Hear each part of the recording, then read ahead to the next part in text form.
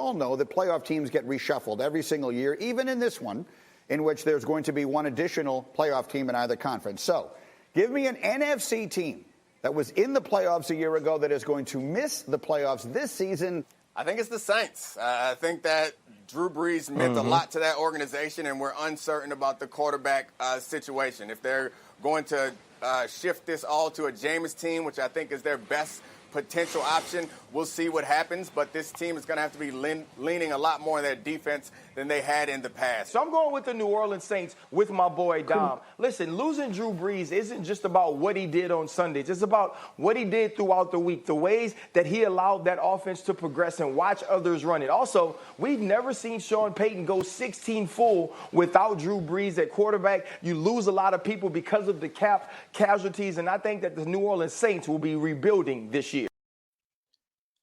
Damn.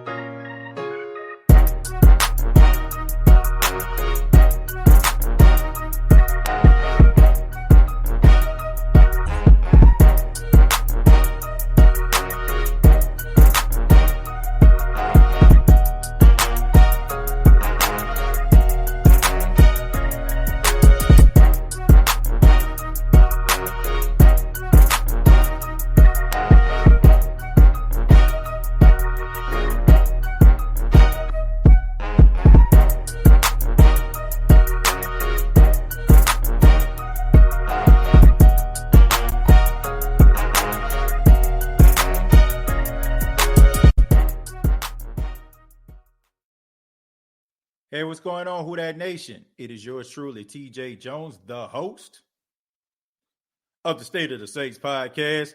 And thank you for checking out the State of the Saints podcast, where we talk New Orleans Saints.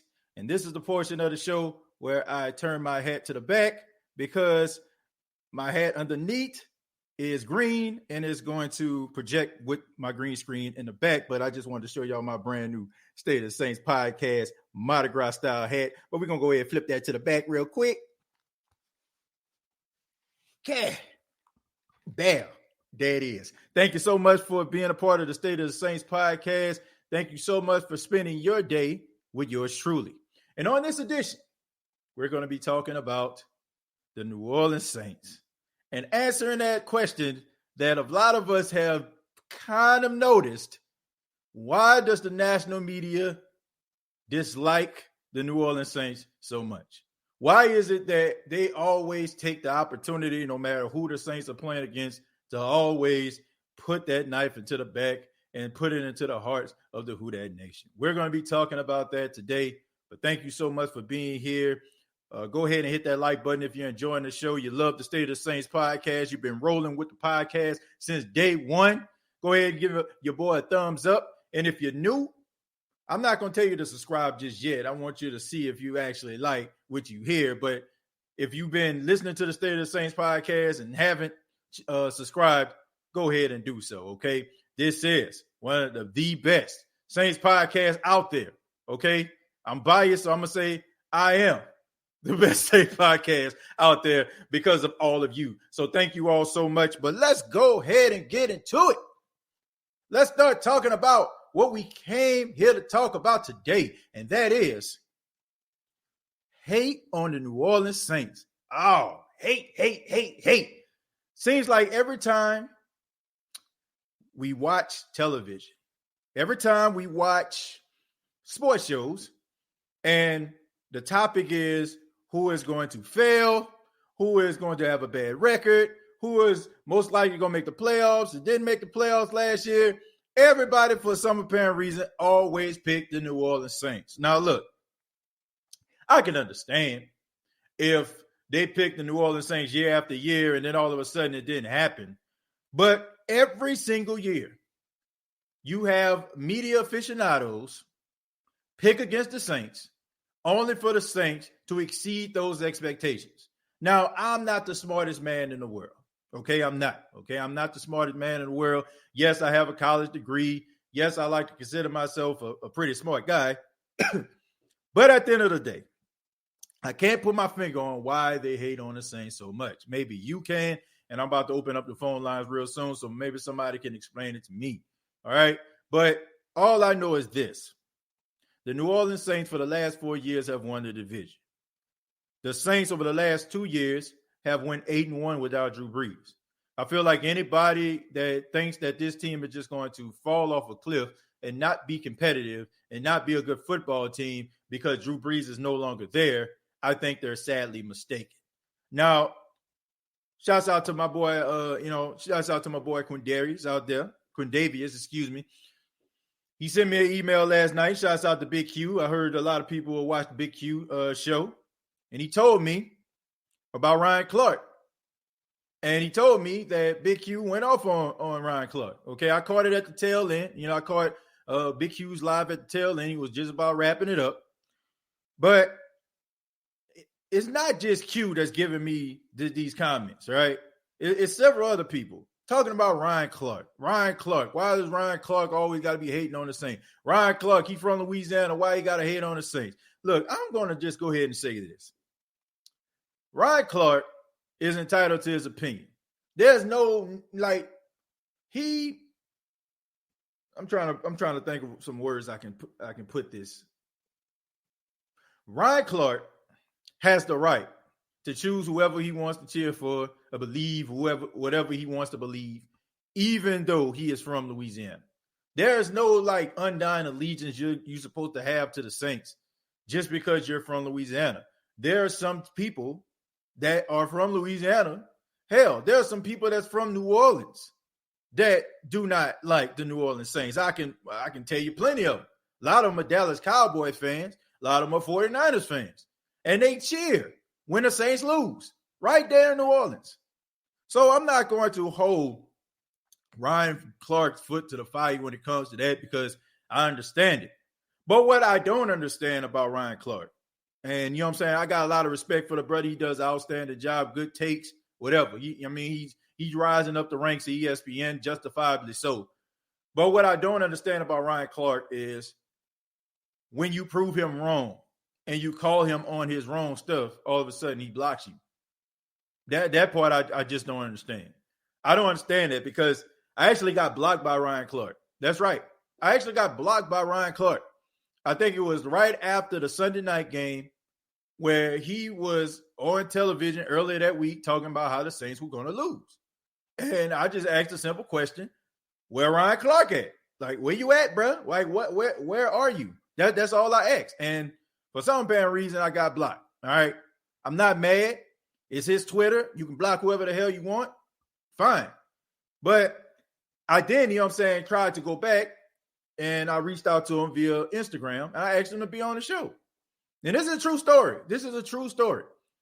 I asked Ryan Clark, I said, Ryan, I would like for you to be on the State of Saints podcast. Told him a little bit about the show, told him about some of the people that we actually had on the show. And he basically DM'd me and told me, he said, quote, I don't care about the Saints that much. That is what he told me. He said, I do not care about the Saints that much to be on a podcast that focus primarily on the New Orleans Saints. And, I told him, I said, well, we don't just talk about the Saints. We talk about the NFC South too. Like to know what you think, you being a national analyst or whatever like that. But, he didn't want to, long story short, he was a busy guy, didn't want to talk about the Saints. I told him he does a good job and that was it. So take that for what it is, man. He doesn't, why would he, right? He's from Louisiana, fine. He went to LSU, fine. But he played for the Redskins, played for the Steelers, okay? None of those teams are the Saints. Saints had opportunity to get him. They did not get him. I don't understand why he would have a undying allegiance. But I will say this, okay? Because this clip does not tell you the entire story. He not only picked the Saints to not make the playoffs, he picked his former team, the Steelers, to not make the playoffs. So, but I guess you can look at it that way. But it's not just Ryan Clark's take, Dominique Foxworth take. It's not so much Shannon Sharp's take or Marcellus Wiley's take. There's a lot of people who pick against the New Orleans Saints. But they choose teams who struggle. And because they got the shiny new toy when it comes to a quarterback or the shiny new toys when it comes to defense, they automatically just pushed them ahead of all those folks. They did it when Tampa first, got together. They just thought that it was just all over for the NFC South. The Saints beat the Tampa Bay Buccaneers in the regular season, lost them in the postseason, but the way they was talking, they was making it seem like the Saints didn't have a chance in hell to beat Tampa. So that's my take on this. Gonna open up the phone lines. Before I do, I want to say thank you to all those people that have become supporters of the State of the Saints podcast via YouTube, via Facebook. If you want to become a supporter of the State of the Saints podcast, you can choose so. You can choose so by going to YouTube and joining, or you can go to Facebook.com, search the State of the Saints podcast. And now, if you listen to the State of the Saints podcast on AnchorFM.com, you can become a supporter there as well. So shouts out to Anchor and what all they do over there. So if you want to become a supporter of the State of the Saints podcast, you can do so. And shouts out to Jasper, who became a supporter over on Anchor FM. So thank you so much, Jasper. I really do appreciate it. Responded to your email, my friend. I responded to your email, so I don't know if you checked it out. I did it earlier today, but thank you so much for becoming a supporter. T-shirts are on the way, and we got so much more coming up for the State of the Saints podcast. So let's go ahead and get into it. I'm about to go ahead and put the link in the description for people to, chime in. But first, I'm going to read some of these comments.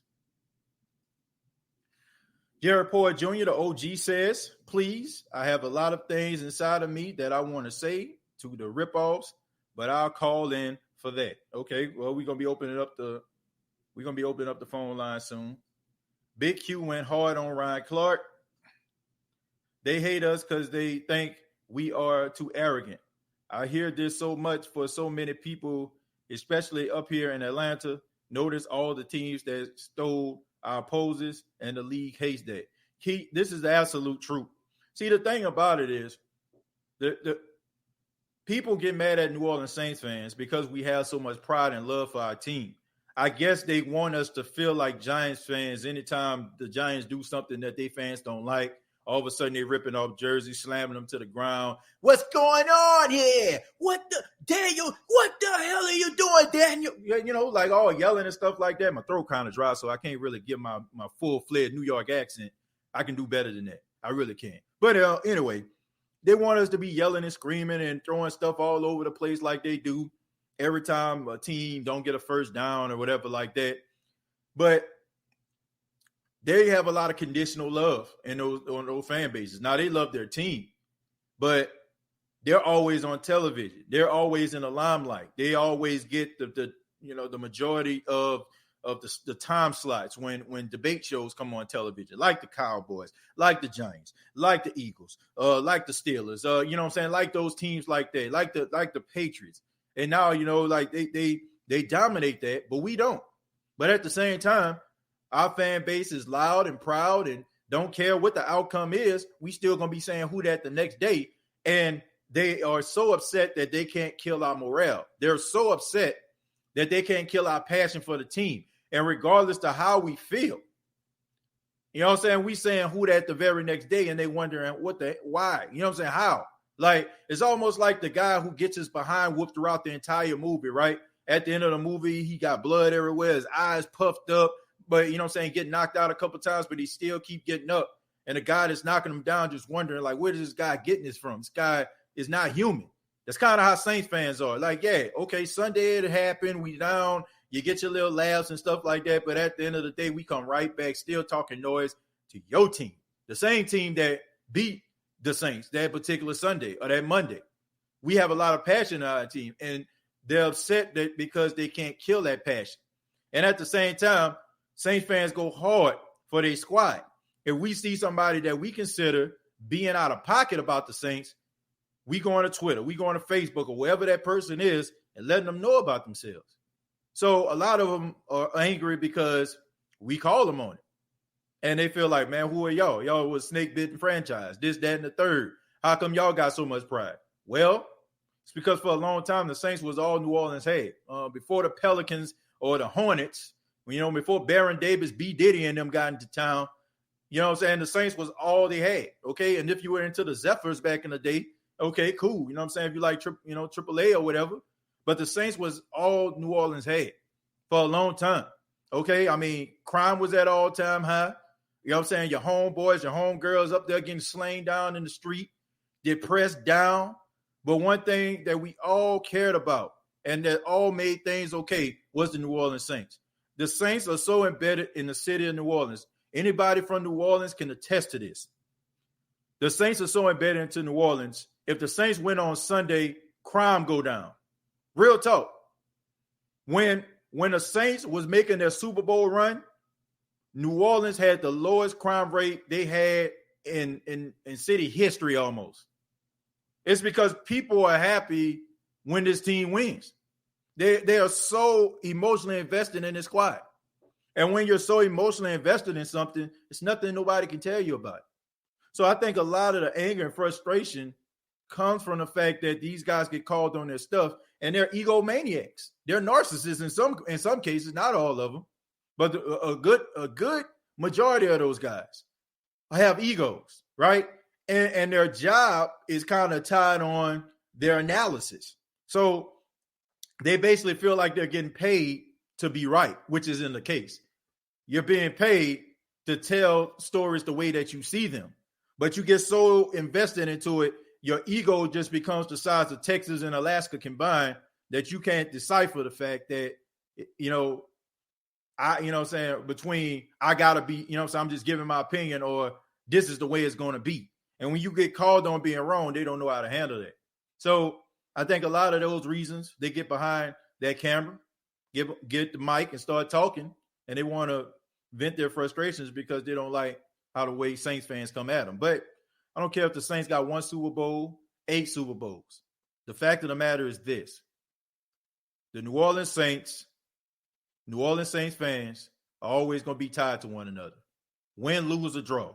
Rather they 1-16, rather they 3-14, rather they 8-9, rather they go undefeated, or rather they win 12, 13 games. The energy and the love and the passion for the New Orleans Saints will always be embedded inside of the hearts of the Who Dat Nation. I ain't talking about them fake fans, right? The fans that they start becoming fans around week 9 when the Saints make a run. I'm talking about Saints fans that have been Saints fans when the Saints were at their lowest. Not some of you 20-year-olds. Y'all let y'all slide. Y'all wasn't old enough to understand it. But I'm talking about people my age that watched the New Orleans Saints screw up, be terrible for years, but still was ready for the next year to get your heart broken again. You can't kill that, man. It's just some things you just can't kill. But let's go ahead and answer a few more questions, then we'll go ahead and open up the chat lines. They hate us because they ain't us. The Saints are the wave. Yet national media themselves are arrogant when it comes to Tom Brady. Exactly. For those that just following it, I'll just go ahead and let y'all see what I was talking about here. This is a comment.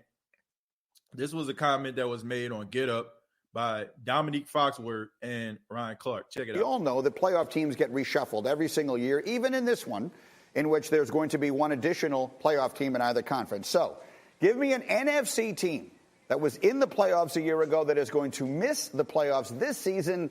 I think it's the Saints. I think that Drew Brees meant a lot to that organization, and we're uncertain about the quarterback situation. If they're going to shift this all to a Jameis team, which I think is their best potential option, we'll see what happens. But this team is going to have to be leaning a lot more on their defense than they had in the past. So I'm going with the New Orleans Saints with my boy Dom. Listen, losing Drew Brees isn't just about what he did on Sundays. It's about what he did throughout the week, the ways that he allowed that offense to progress and watch others run it. Also, we've never seen Sean Payton go 16 full without Drew Brees at quarterback. You lose a lot of people because of the cap casualties, and I think that the New Orleans Saints will be rebuilding this year.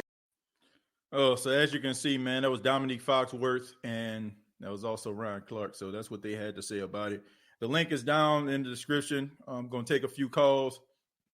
I know a lot of people ready to chime in, ready to talk about this situation. But I'm going to go ahead, and we're going to start with Who Dat Davis. What's going on, Aaron? How you doing, man? Yo, what's good, TJ? Look, this isn't something that I can just take just sitting down, right? Mm-hmm. Especially coming from Ryan Clark. Right. What he just said, right? talk about losing a lot of people because of cap casualty. Right. Let's look at who they lost, right? They lost in terms of starters. Let's look at who they lost in terms of starters. Mm-hmm. The only significant one so far on defense is Malcolm Brown and Jack Rabbit Janoris Jenkins. Other than that, let's look at who they lost. They've lost Sheldon Rankins, who can't stay healthy.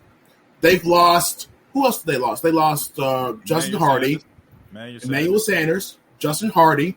They've lost I guess Jared Cook. They lost Jared Cook. They lost Josh Hill. Mm-hmm. They've lost a couple of secondary depth pieces like DJ Swearinger. Right. They've nearly lost Dwayne Washington, but he's back. Alexander Anzalone. They lost Angeloni, but you can't really call that one a loss. You can't call that one a loss. I mean, he contributed in not so much last season, but he was a contributor. It's 2017 season. I'm just throwing him out there. Yeah. But the fact of what I'm trying to get here is Ryan Clark's talking about all these guys, these Saints lost, we're going to be rebuilding. Right. Where is the rebuilding at? I'm trying to figure out where the rebuilding process is starting because they've lost mainly depth pieces. Okay, you've lost Malcolm Brown, right? Guess what? Hello, Malcolm Roach, a great run stuffer, a very underrated guy coming out of the University of Texas. You've lost Janoris Jenkins. Hello, Paulson Adebo. That was regarded as a number one corner if he was to declare for the 2020 NFL draft. You've lost DJ Swearinger. You've got key pieces back there, and Marcus Williams is going to be coming back hungry. You got Malcolm Jenkins still back there leading the secondary. You've lost Emmanuel Sanders. Hello, you got Marquez Callaway, a really good season that nobody expected out of an undrafted free agent. Nobody expected him to so much as make the roster, let alone be as impactful in the Saints offense as he was. But when a undrafted rookie like Marquez Callaway can earn the trust of Drew Brees within 3 or 4 weeks of him being a consistent playmaker, being a consistent starter for the offense, what does that really say? Right. What does that really say? And you've got Traquan Smith still playing outside, who I believe his potential could really be unlocked under a livelier arm in Jameis Winston. We all know what Sean Payton can do when he's utilizing his quarterbacks to the best of their ability. He puts his guys in position to succeed. So I don't know where Ryan Clark is getting off that the Saints are rebuilding, but you lost me there. Now, the former take with being the potential miss of playoffs because of the question is at the quarterback position, okay, honestly, that's fair. Okay, that's fair because no matter how hyped we are for Jameis Winston, I want everybody in the chat to hear this. As much as we want Jameis Winston to succeed, right? That is a fair question we have to keep in mind. We have to make sure we temper that expectation when we see how we look post Drew Brees era, because we may be 8-1, maybe we may be 11-1 total without Drew Brees being under center. But this is going to be a new era, a new 17-game season that the New Orleans Saints are going to be faced with. So can they replicate that instead of just trying to keep their heads above water until number 9 comes back under center? So that's a fair take. I'm not gonna scrutinize against that. Right. But I do believe he's going to be fine in his offense. Right. But Ryan Clark, I don't know, man. He lost a little bit of my respect and credibility with that take. It sounded more like he was just, But to go back to your main topic on why the media wants the Saints to fail, it's just there's one reason. There's only one reason that I can think of. The Saints are a highlight. The Saints are an efficient team. What I mean by that is, let's look at Baltimore and with Lamar. Let's look at Kansas City with Patrick Mahomes. Let's look at the buzz Tampa Bay have right now because of Tom Brady and the accomplishments he's had over his career in New England. These teams, right? And now it's coming in, right? If you're still kind of new to the NFL, let's go back to this past draft. The quarterbacks, Justin Fields, Trevor Lawrence, Zach Wilson. These quarterbacks are getting a lot of buzz for teams. The Jets are getting coverage. The Chicago Bears are being talked about. Trey Lance going to San Francisco. They're being talked about. These guys are highlight reel players. The Saints don't really have highlight reel players at the quarterback position. They don't have nobody that really stands out to you. You're like, wow, this is really amazing. How did they do that? No, they're efficient. They get the job done. They get in and they get right back out. Right. That's been the Saints mantra for the past decade, right. Since 2013. So that's why I believe the media is trying to downplay the Saints and want them to fail, because they can't see us as a highlight reel team that really blows them out of the water in terms of, as opposed to what everybody else is doing around the league. Yeah, I mean, you make some interesting points, Aaron. You know, I really feel that they don't want to give the New Orleans Saints the credit. I mean, and you alluded to something that I think a lot of fans need to pay attention to. The Saints aren't the sexy pick. You know what I'm saying? They're not the sexy choice. It's very rare that you hear some controversial coming out of Metairie. You don't hear it. Like, you don't hear about guys, really getting into it or anything like that. Like Michael Thomas, that was a little bit of an anomaly. You don't really hear about that.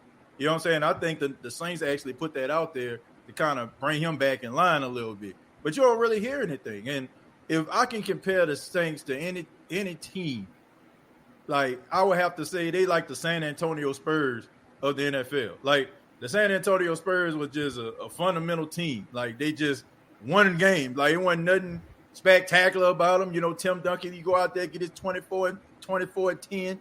You know, like, you had Tony Park out there giving them fundamental passes. You know, the Manu Ginobili doing his thing. But you had out there with the Clippers, you had Lob City. You had Blake Griffin. You know what I'm saying? You had, I mean, come on, man. You had all the excitement throwing, you know what I'm saying, alley-oops from half court. Cleveland, you had LeBron out there with tomahawk jams and all that kind of stuff. The Saints were not like a sexy pick. They don't have a sexy pedigree that you can go back and look at. I mean, a quarterback, he's efficient, but he doesn't have the biggest arm in the world. So it has a lot to do with the reason why the media don't really, give them the credit that they deserve, in my opinion. They like excitement. And the Saints, to them, aren't very excited. But Aaron, thank you so much, man. I appreciate the comments, and thank you, man. And go ahead and plug the Black and Gold Breakdown podcast. Let everybody know about it, man. All right, look, the next video I got going up over there is going to be talking about the NFC South. I know I was supposed to be doing a video on Paulson Adebo, but I can't find that much footage for this 2019 season, which is kind of disappointing. Yeah. But we're not going to let that stop us. We got NFC South discussions on final records and who's going to place where. And hot take, I think Atlanta Falcons are going to place second. I think Saints is going to place first. I think Atlanta's going to be placed second this year. That's a little preview.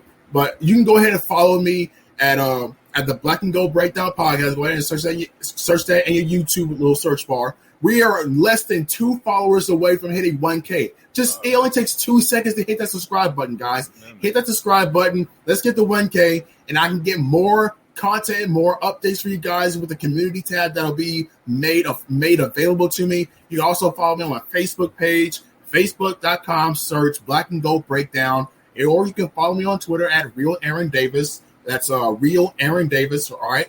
I hope you guys come by. That video will be dropping either tomorrow or the day after. I hope you guys enjoy. TJ, as always, I will be in the comments, brother. Take care. All right. Take it easy, Aaron. All right, man. That was Aaron from the Black and Gold Breakdown podcast. Before we get to the OG, yeah, man, Black and Gold Breakdown podcast. Go ahead, man. 2 subscribers. 2.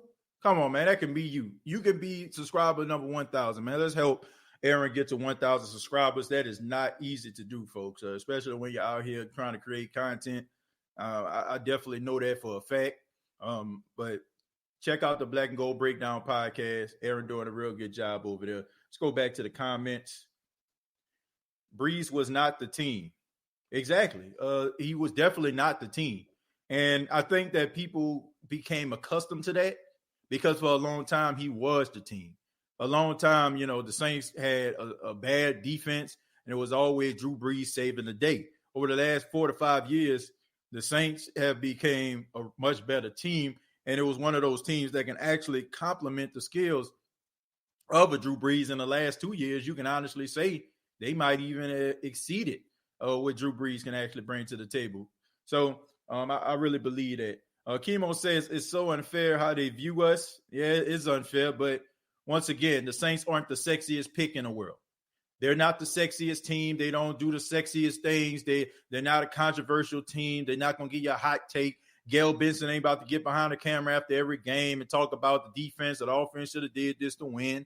You're not going to have distinction between quarterback and coach. You're not going to have a player just come out there talk about how unhappy he is. You don't get that from the New Orleans Saints. And teams and organizations that give the media that type of press, they love those type of guys. They love to flock to those teams. But teams that give you barely anything at all, very tight-lipped, very hush mouth, if you will, they don't really like those type of teams.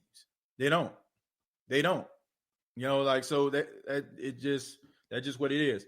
If you want to donate to the State of the Saints podcast, go ahead and hit that super chat button. Also, you can donate through Cash App as well. Thank you all so much for making the show run, keeping them lights on, the lights, water, and the phone. But let's go ahead. We're going to go to Quinn. Quinn, what's going on? What's down, bro? What's going on, man? Quinn always coming through with the heat, Mr. Honesty himself, man. What's going on, man? See, for one, when it comes to Ryan Clark, I feel like he just one of them people that just mad because they ain't draft him. Just like old dude from the Falcons, the linebacker, what his name? Jones, I think, whatever his name was. Deion Jones. He just like them. Like, he probably just mad we ain't take him. Mm-hmm. That's his thing. And two, I think we got to realize, I think it's really a good thing that they doing. I think it's remarkable what they doing, because we're becoming must-see football if you really think about what's going on. Look at how the schedule has been going for the last 3 years. Look at our schedule. We've been on prime more than ever. You know what I'm saying? Yeah, so I think what they doing is they bringing more attention to the Saints. They're not. Right. I don't think it's necessarily a bad thing. You get what I mean? Mm-hmm. I don't either. You know, I don't think it's a bad thing. Me personally, I just feel like they just kind of setting up storylines for a team that has all those primetime games. Yeah, because just like we all just saying, it's really not true. We all must see football. Technically, you could think about it. You could just think about last year. Look what we was doing. Like, you can't tell me the games we was having, you're not about to be just looking on the edge of your seat or in front of the TV waiting on something to happen. Like, that's must see.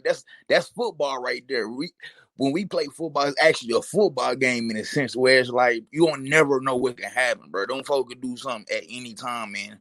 You know what I'm saying? They could turn the whole game around. Yep. We got like y'all we got to think about it, bro. We got Kamara, bro. That man alone is must see. He gonna do something. Yep. Just like last year when we went against Green Bay, what he did, we almost won that game.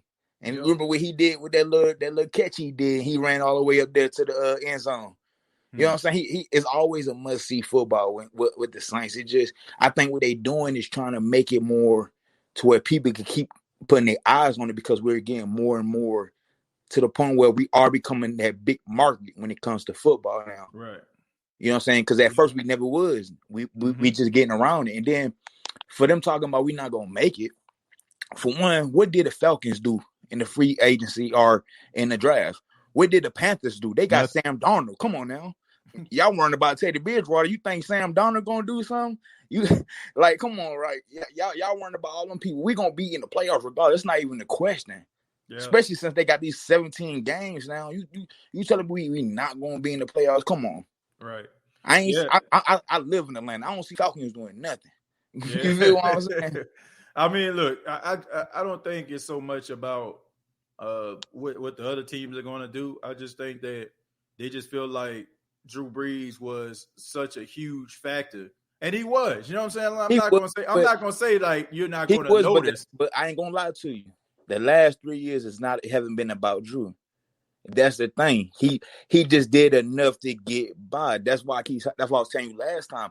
Jameis just have to do enough just to get by. Just like y'all was saying, we didn't lose. He gonna have to win some games now. Though. Yeah, but he gonna have to win some games though. But technically we didn't lose nobody. Like, the people who always caused us problems technically are gone.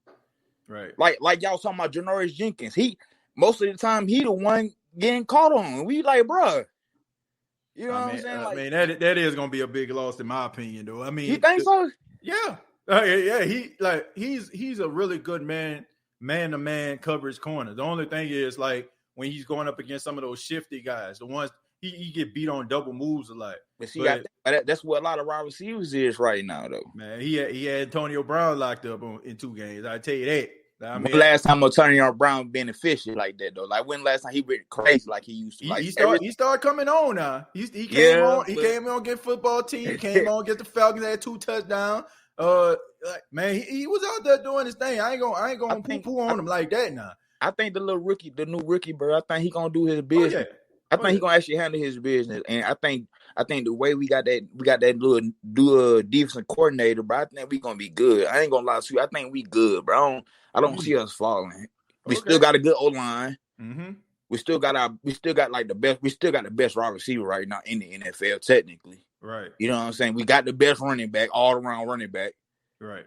So it's like all you have to do is let Jameis do what he do, fill it out. Because, bro, people don't realize, bro, all you need is 5 yards every play and we good. We don't even need all that extra, John. Just get 5 yards, bro. Get closer and closer.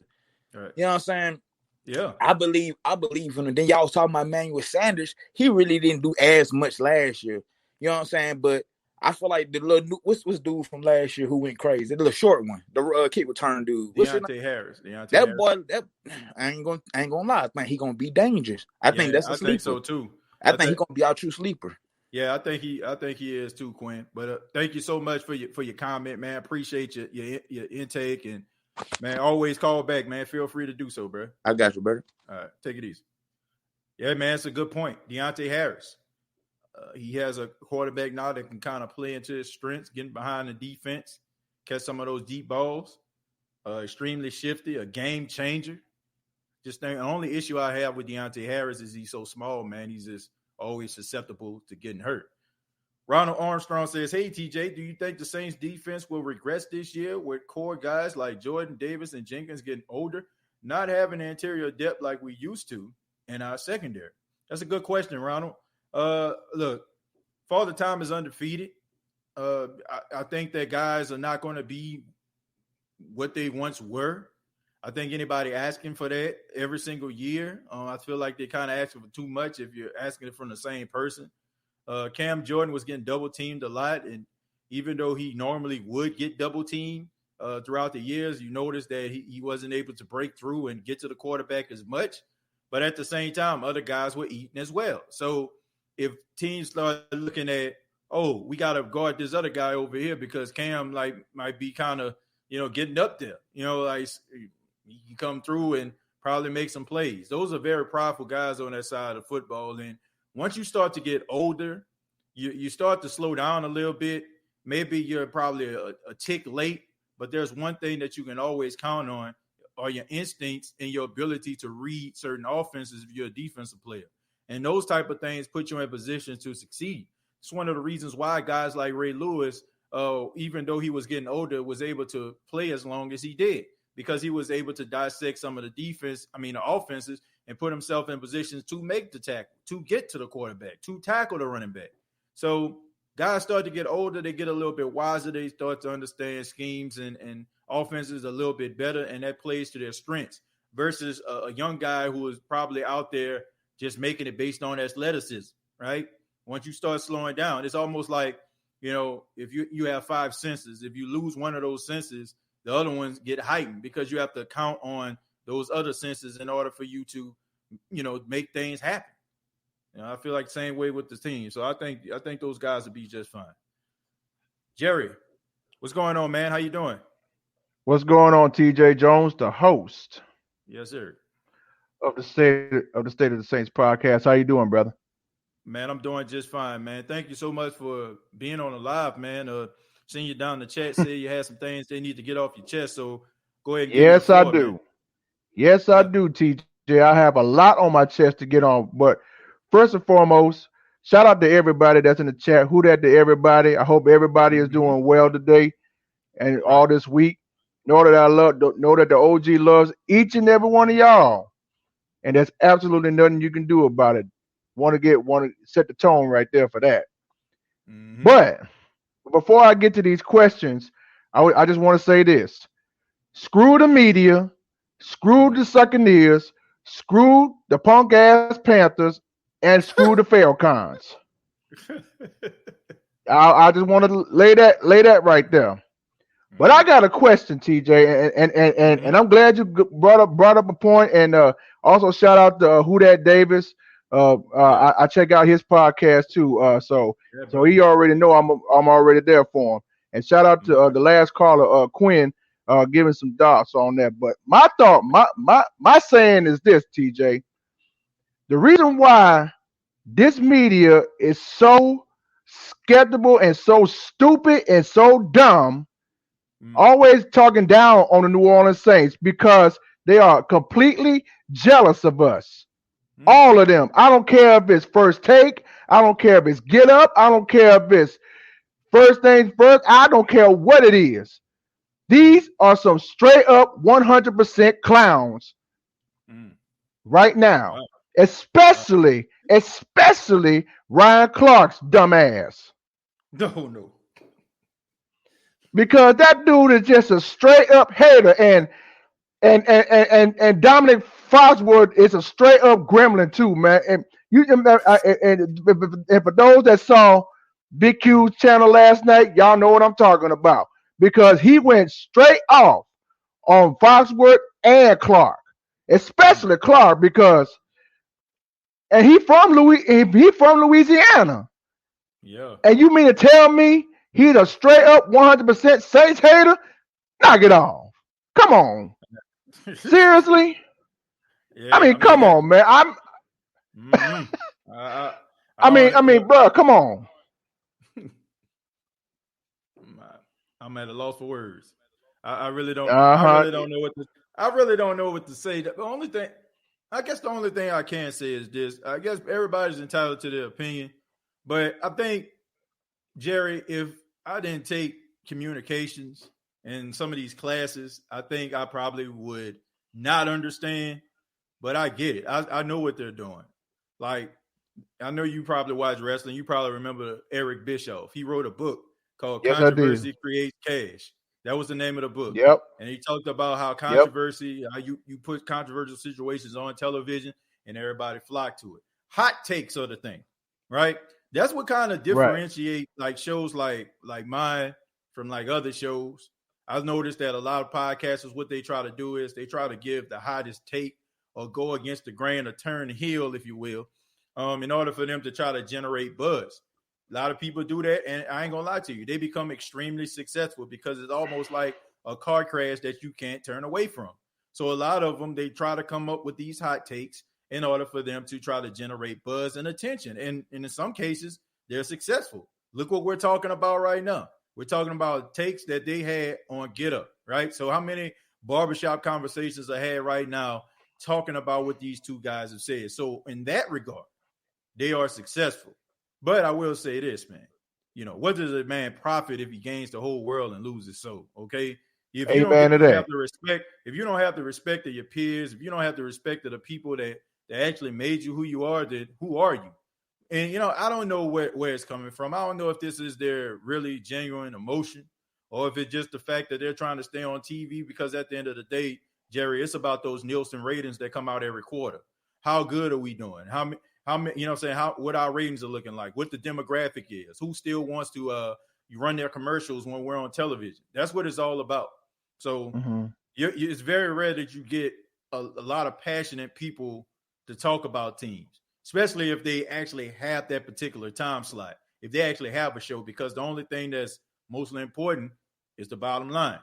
So with that, you know, I understand why guys take the stance that they do. Don't make it right, but that's one of the main reasons why they do it. But shouts out to Big Q, man. Big Q doing real big things over there on his channel. Great take. Great show, man. Shouts out to Big Q, man. Big Q always doing big things, man. Jerry, got anything else? I also want to say shout out to Big Q and his channel. Also shout out to the Aaron Davis and his podcast. Also shout out to the WEDN chat line podcast. All the Saints streams on there. And this is another thing I want to say right here, TJ. This is why the entire Who Dat Nation, including myself, this is why we come here. It ain't like the national media out there. On here and every other Saints stream, we speak the real. Now the media can talk about this team and that team and and this team gonna do this and this team gonna do that. Let them talk about it. Yeah. Over here on the State of the Saints podcast and all the other Saints streams, we talk New Orleans Saints over here. This is what we do. Yep. And I don't give a damn what they say. We ain't getting fed through the headphones information. We're not telling you about great takes that you can come up with. You know, we ain't got the producer telling us you got 5 seconds. We don't have that over here. You know, like this. There's no takes over here. Yeah, we go live, and we don't even have a time limit. We keep it going. Yeah, we keep it going until I have something to do. We have. There you go. Exactly. But TJ, I want to ask this question, man. And I know everybody in the chat agree with me when I ask this question. Now we just saw that Trell Williams, the guy we were talking about, even like the last few days, was going to make an impact to the New Orleans Saints, and he got released because he failed the physical. Right. Now this is my and the Dolphins picked him up. Now this is my question, TJ, and everybody, y'all know where I'm going with this.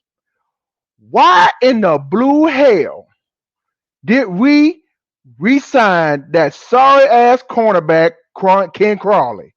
Why? Why? Okay, first you had pathetic jackass. I'm talking about PJ Williams, and now you got his sidekick, sorry ass Ken Crawley. Why? Why are these two cornerbacks so special to Sean Payton? I need to know that. I need to know that answer, TJ. I've been trying to figure out what the pictures that PJ Williams had on Sean Payton, the bodies that he know that's buried in the backyard. I've been trying to figure that out.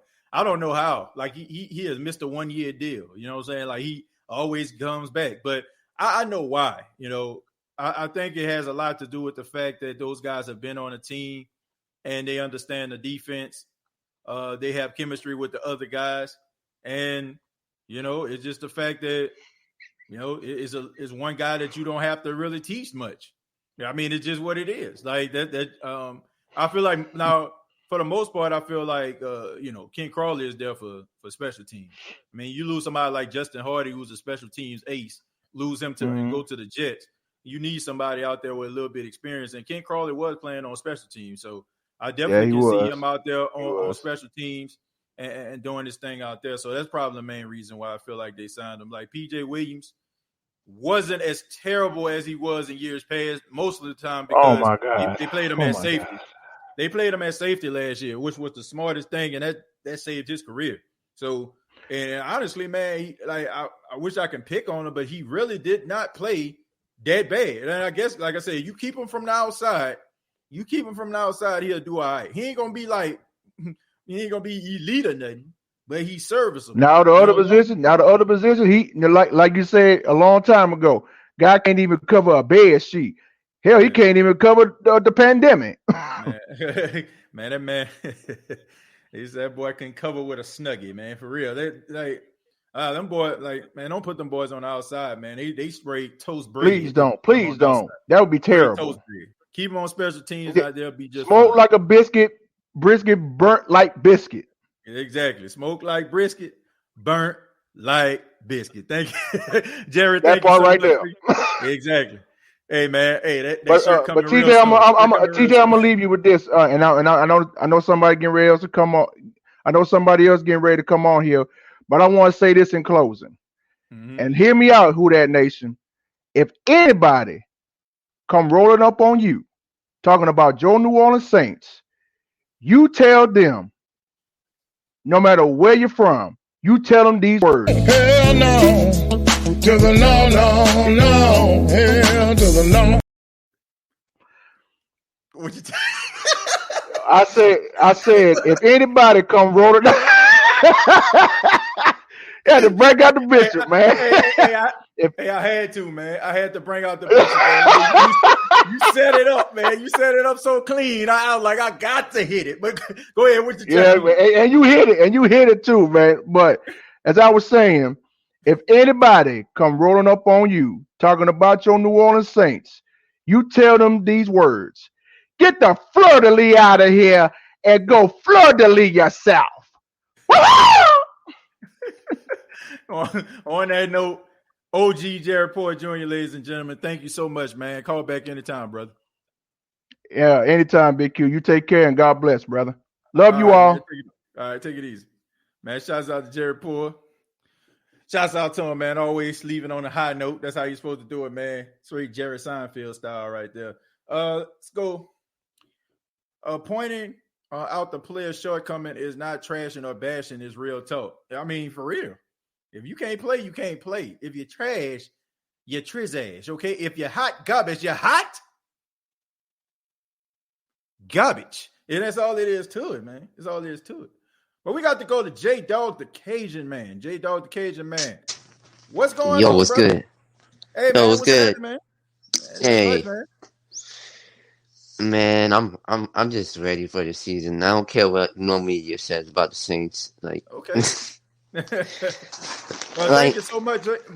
Thank you so much, J Dog, for calling in, man, chiming in. So you say you're not concerned about the media, man. I mean, does the media bother you at all, though? no, it doesn't. Like, this is just all hot takes and talks. Like, they can say what they want about the Saints. Mm-hmm. I have confidence in my team. I know that we get at least, I said realistically 8 or 7 wins, or like confidently, I would say 12 or 13. Wow, wins. Wow. That's a lot of confidence right there, man. A lot of confidence. Yeah, I know I put a lot of confidence into this because, I mean, mainly because I trust Sean Payton a lot. Sean Payton's a great offensive coach. Right, He done fabulous with Drew Brees. I'm sure he can do fabulous with Jameis Winston. Yep. Now, if it doesn't work out, well, we got something else to fall back on. Yep. That's true, man. Because I think a lot of people, J-Dog, aren't giving Sean Payton the credit for being a really good coach. And that's what really bothers me about the media, as well as some Saints fans. Like, we acting like Drew Brees was a world beater before he got here. He was not. Okay? Nope. I mean, this was a guy who was getting benched. This was a guy who was out here. People didn't think he had what it takes. Dude, he got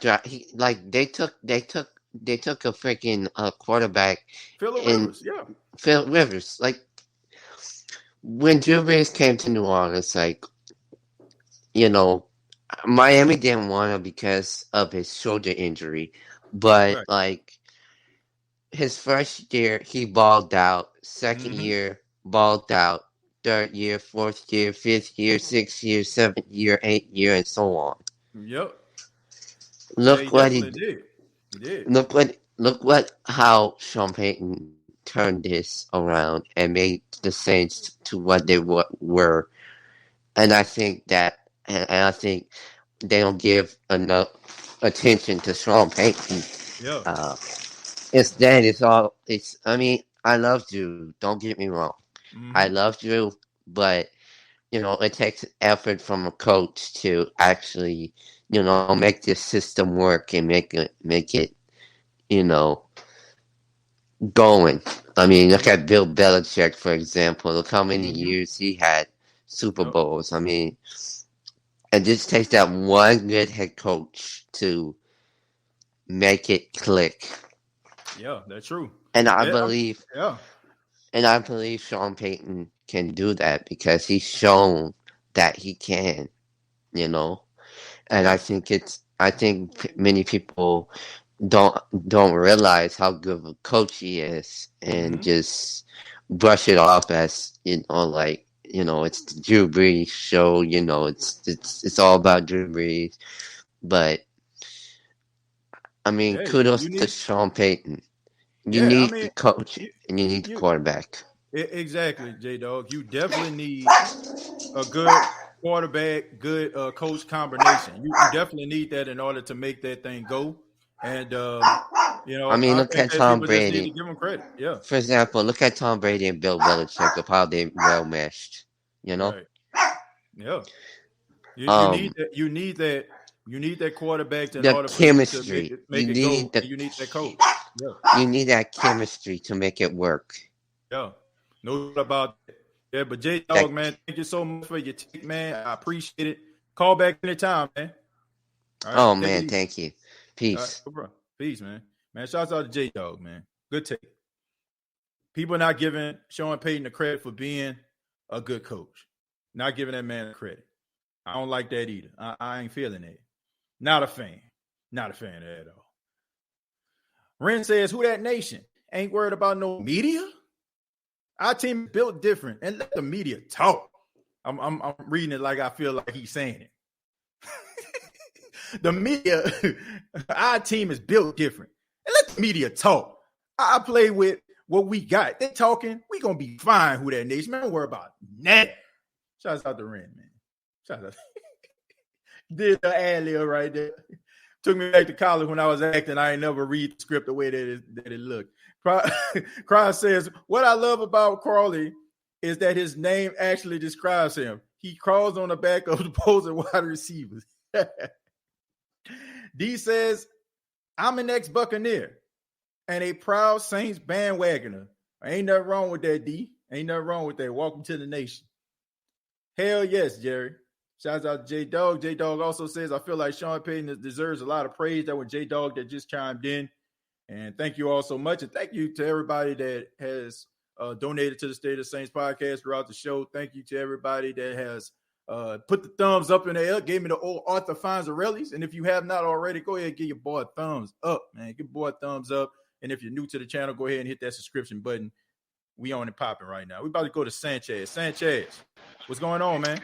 What's going on, TJ? Man, nothing much, man. Well, what you got for me? First of all, shout out to the chat. Shout out to the YouTube chat. Shout out to the Facebook chat. Hey, shout sorry, out- Sanchez. I can barely hear you, man. I can barely hear you. Can you hear me now? Yeah, a little bit better. Now, what you say? No, I want to say shout out to the YouTube chat. Shout out to the Facebook chat. Just shout out to the nation. Sanchez, you're going in and out, man. I can barely hear you. I can barely hear you, man. I'm sorry, man. I couldn't really hear what you're saying. It was extremely low. I don't know if anybody else could hear you. Call back, Sanchez. We'll put you back on, man. We're gonna go to Buck Skull game. Buck Skull game. What's going on, man? Man, what's up, boys? What's up, TJ, man? Hey, what's going on, man? How you doing? Man, I've been listening to this media crap, man. This is crazy. Crazy. Insane. Yeah. But look at this. The Saints has always been good. That's where they're hating that. That's where they're talking about the media, because the Saints been good for years. That's where they're talking about the media. Yeah. I mean, look, I thought that it was a good That's topic. Buck fan. Yeah. I mean, Buck Skull game. Here's the thing. I brought this topic because of the emails, inboxes, people want to talk about, man, why they keep hating on the Saints? Thought it would be a good topic in between the middle of the week like this, because a lot of people want to know. A lot of people have stuff they want to get off their chest, man. And it's a fair question. And it's NFC South rivalry. I know. It's because the Saints been on top of the NFC South for the past. I say about 4. I say at least 4 years. For 4 years, for the exception, y'all win the Super Bowl. Congratulations to y'all, by the way. Mm-hmm. But for 4 years, they've won that division, and so crazy. We didn't even have to win the division to get to the Super Bowl. That's crazy. Yeah. I mean, but at the same, that was we just got lucky. I don't want to say I'm not gonna say that. I would say if I would be saying that, it would be sour grapes. I think y'all got hot at the right time, and y'all was able to capitalize on that, man. Y'all was having like little chemistry issues throughout the season, and then like after that bye week, it started to come on. Yeah. So I'm not gonna say y'all got lucky. Y'all definitely earned it. I wanted the Bucks versus the Saints Week 1 matchup. Man. How about what do you think of the schedule, man? What do you think of the schedule? I think the schedule looks pretty good. You guys go to Green Bay Week 1? We play Green Bay in the Superdome Week 1. We don't have to go to Lambeau. But I think as far as your team is concerned for Week 1, I think it's mostly about a little media circus. I mean, you got the Cowboys, the media darlings, and then you got Tom Brady, Tampa Bay Buccaneers. I mean, that's a match made in heaven. Do you think we can win on opening night? Or are you going to give it to the Cowboys? What do you think was going to happen? I don't know, man. It should be an interesting game. I don't know. Cowboys, they got Dak back. I'm glad to see him back. from injury, man. That was a horrible injury. Are you gonna stream opening nights? Huh? Are you gonna stream opening nights? Yeah, I'm definitely gonna stream opening night. We're gonna talk about it. We're gonna chop it up. We're gonna give our takes. Definitely gonna do that, man. So here's this, man. I got one more thing before I get off. What do you think, man? Honestly, I really think this, man. I don't think the Falcons will get the second, be number 2 in the division. Yeah. What somebody said earlier in the chat. I think it's gonna be the Bucks and Saints fight for the division. I don't think the Falcons there yet. I don't think Carolina's there yet either. Yeah. Well, I mean, I think that both teams are going to be pretty good. I think that the second year with the Tampa Bay Buccaneers, you might see a little bit more chemistry early, but with the early chemistry, that might set it up for, a little bit of a setback. We have Mm-hmm. an early bye week this year. We have an early bye week. Right. Y'all didn't have one since, I think, till week 13 last season or something like that. It was really, really late. But it's you got chemistry for us. Yeah. Week 9. Yeah. You got chemistry on your side. Yeah. You got chemistry on your side, but like when you start off early with that chemistry, man, you got to keep it. You got to maintain I got a it. question for you. Yeah, Do you think we're going to have a Super Bowl hangover? Do you think we're going to have a good year? What do you think?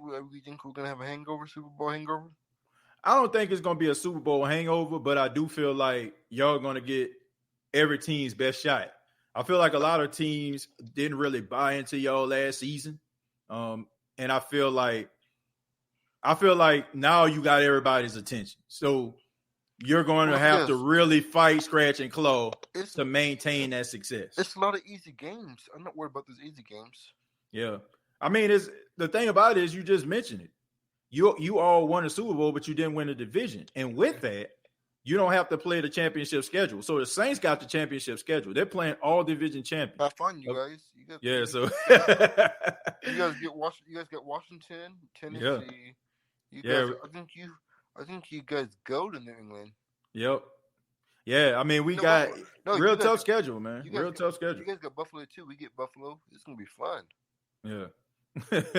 Man, I'm worried about Buffalo. Man, the game I'm worried about is probably that Dallas game is too much money. $3,000.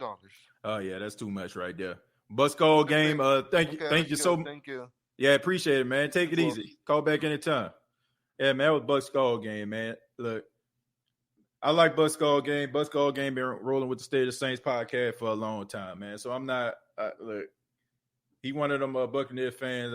That's all right with me. I know y'all got your opinions about him, but Buscall game, he all right with me. Brian says every team Tampa Bay played in the playoffs were riddled with injuries except Green Bay. I still don't look. The Saints were fine. Like, I understand Taysom Hill wasn't playing, but come on, man. Like, I don't know, man. I don't want to say these guys just lucked up. That'll be sour grapes right there.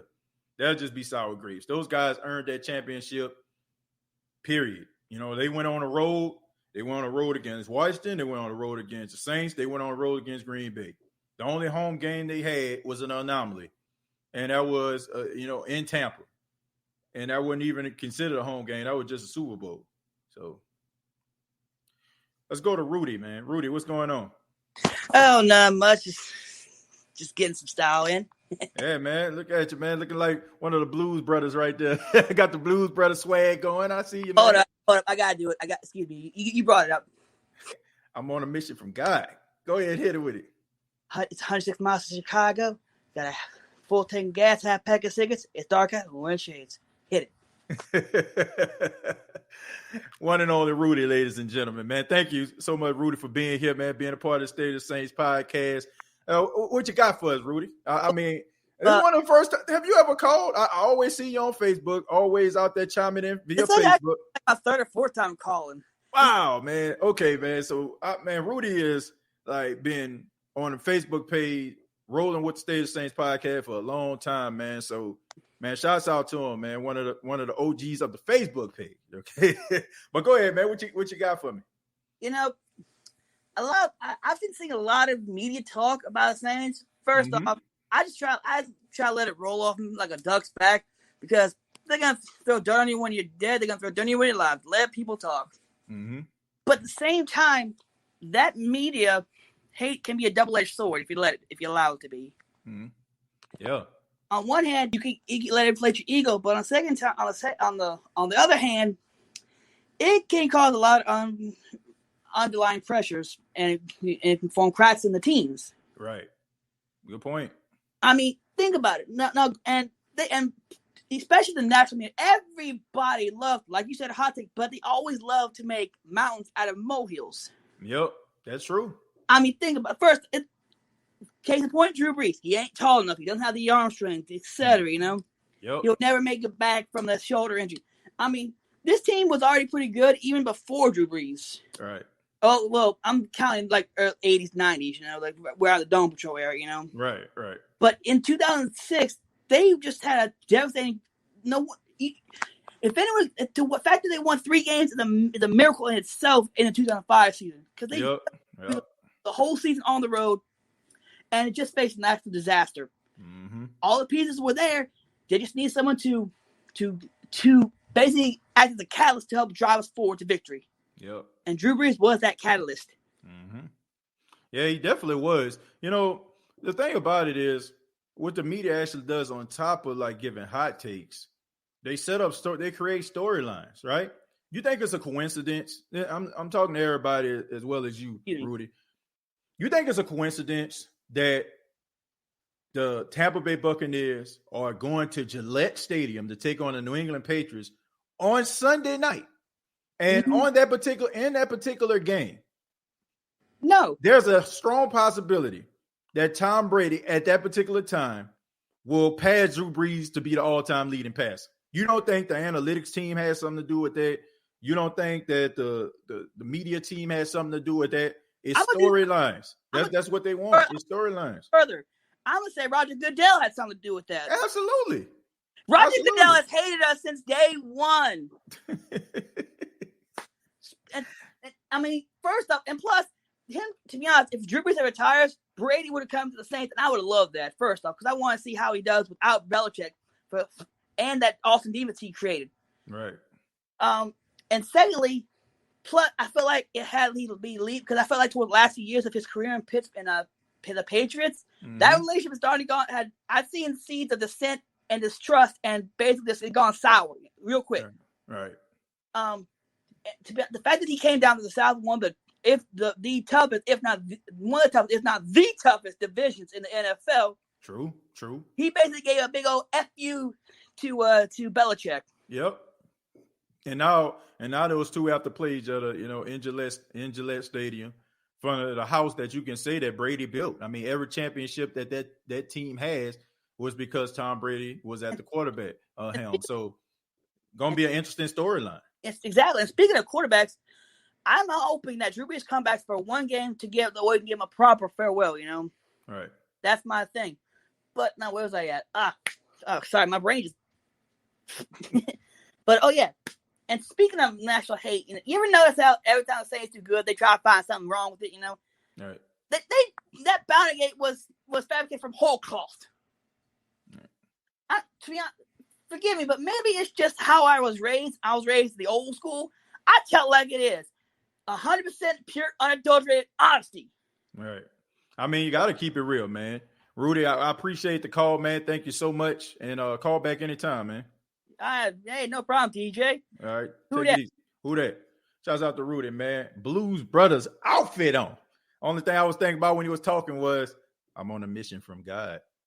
Some of y'all know what I'm talking about. Some of my older folk know what I'm talking about when I say that. It's gonna be the last call, man, of the show. Going with Sanchez. Sanchez, what's going on, man? Thank you so much for calling back. Couldn't hear you the first time. I apologize. Man, can y'all hear me now? A little bit muffled, but yeah, go ahead, man. Okay, real quick. I just want to say, I first came into the chat when at the end of you and Aaron conversation, and I heard you bring up the San Antonio Spurs. I gotta agree and disagree real quick. I agree. The Spurs were never the sexiest pick.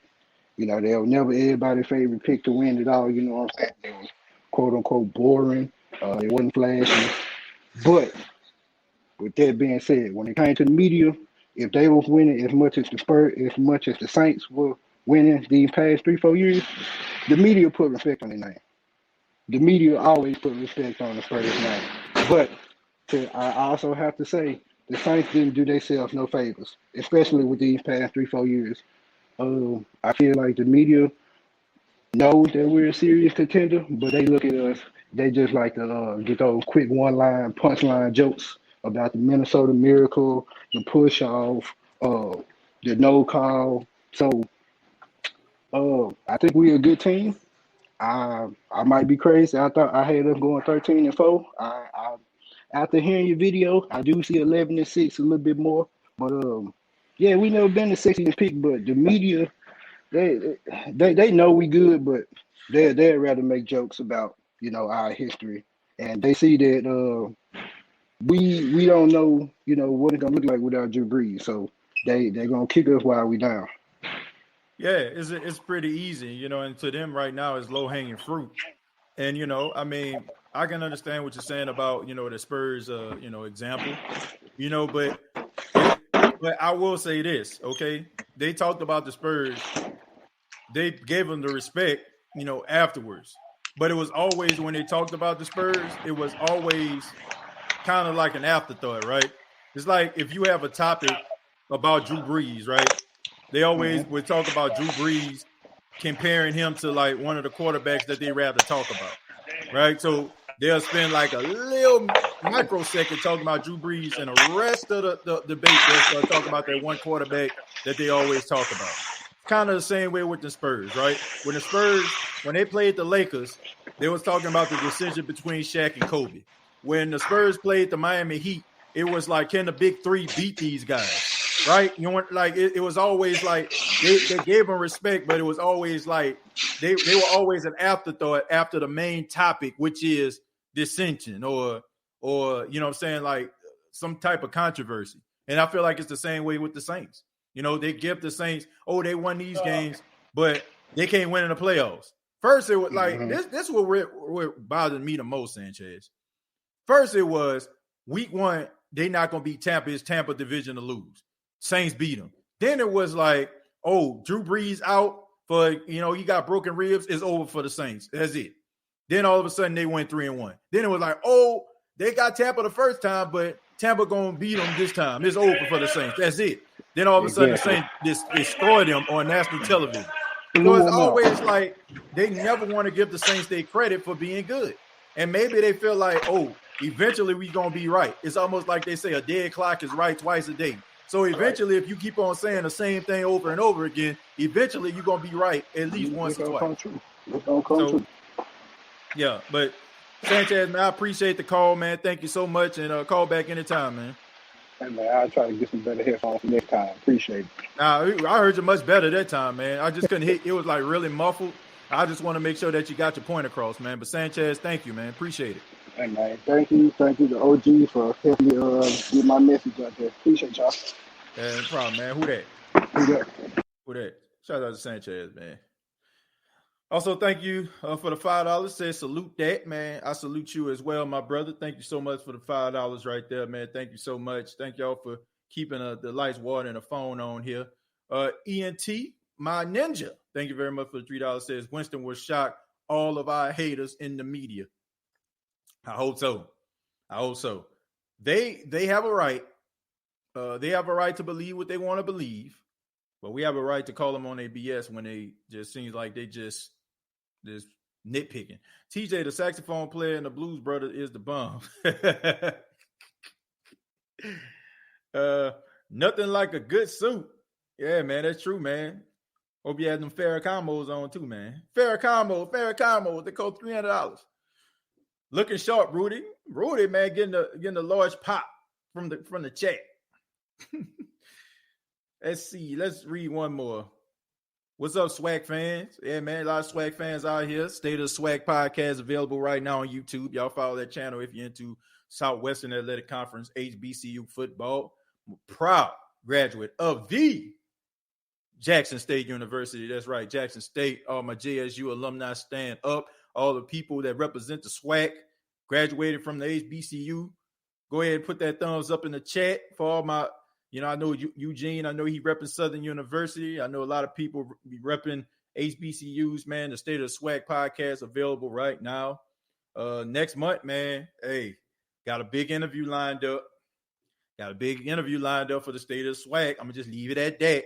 I'm just gonna say it's a legend. It's a legend. It's a pioneer coming through next month. State of Swag podcast. Excuse me. Legend coming through. It's gonna be available on the State of the Saints, of course. Big interviews like that gotta be put on both platforms. But big interview, big interview, big interview. James says Southern University is in the building. Yeah, man. Look, want to thank everybody for checking out the State of the Saints podcast. Thank y'all so much. Really do appreciate it. I'm going to try to get a show on tomorrow, man. If some of y'all may know, tomorrow is Paxton's birthday, man. My little man, the Pac-Man, who has been featured in more than 80 State of the Saints podcast episodes, will be turning 2 tomorrow, man. I cannot believe that my son is about to be 2 years old, man. Some of y'all had opportunity to watch him grow, so y'all know what I'm talking about, man. My man is about to be 2 years old, so I might do a show tomorrow. Might have some time. Might be doing a little bit of ripping and running, man, trying to get his stuff, together for a little something we throwing at the house. But I'm gonna try to make sure that, if I don't, I'll let you all know. But thank you all so much for checking out the State of the Saints podcast. Previous episodes available on iTunes, Spotify, iHeartRadio. If you enjoyed the State of the Saints podcast, you enjoyed the content, go ahead and put a thumbs up. Let everybody know how much you enjoyed the show. Subscribe to the channel, youtube.com, search The State of the Saints podcast. Also, facebook.com, search The State of the Saints podcast. You can check out Anchor FM if you want to become a supporter on any of those platforms, whether it's Anchor FM, Facebook, YouTube. Become a supporter of the State of the Saints podcast. You get exclusive content. You get exclusive episodes of the State of the Saints podcast. You get your hands on all interviews first. I'm no longer, unfortunately, I have to do this because I want to do some editing. I'm no longer going to go live with the interviews anymore, okay? All interviews are going to be recorded, and those that are members and supporters of the State of the Saints podcast will get those interviews first, before anybody else does, okay? So you get exclusive content, you get the exclusives, you get discounts on apparel and all type of other items. So please become a supporter of the State of the Saints podcast and get your hands on some of that exclusive content. Thank you all so much once again. And like always, all I got to say is, who dat?